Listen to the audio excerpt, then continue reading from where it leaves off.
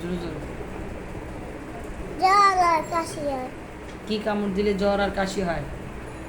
Dengue মশা। Dengue মশা কোথায় থাকে? ময়লার প্যাকেটে।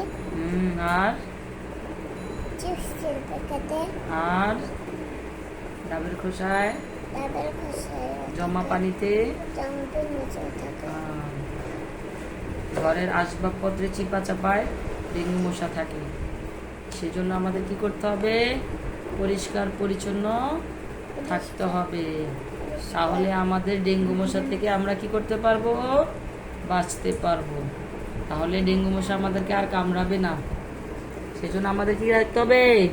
পরিষ্কার, বলো, পরিষ্কার পরিচ্ছন্ন থাকতে হবে। ময়লা আবর্জনা যেখানে সেখানে ফালানো যাবে না।